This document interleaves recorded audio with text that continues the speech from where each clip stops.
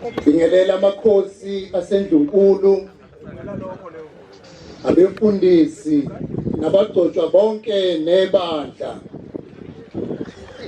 Hlanzi ngizoba mfishane okunamhlanje.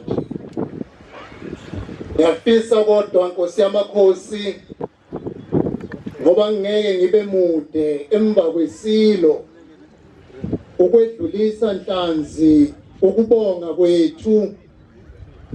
Ngafika emzini oyingcwele Ebuhleni ngizocela Nkosi yamakhosi ukuba njengoba kade siya okhethweni ngoNovember ukuba inkosi yamakhosi isinikeze ithuba lokuphatha imikhandlu eminingi la KwaZulu-Natal.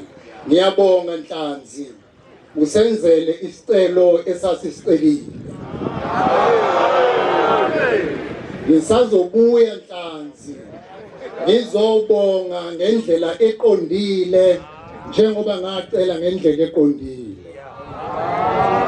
Udadewethu ulindiwe Sisulu, impela dadewethu, nango 2024 nje la KwaZulu-Natal iqembu elibusayo sizokulikhipha emandleni ngezizathu ezaziwa ngabantu. Kodwa sebesikwenza kahle lokhu dadewethu ngoba ngisho nalo izwe inkosi ilanga lakhuluma ukuthi lelizwe ekugcineni liyophathwa ngamaNazaretha. Akusekude nalokho. Ngithokoza kakhulu ke Nhlanzi ngaleli thuba. Angihlale phansi ngokusho ukuthi mina ngitheme noNyazi. Mina ngitheme nesilo uMisuzulu kaZwelithini.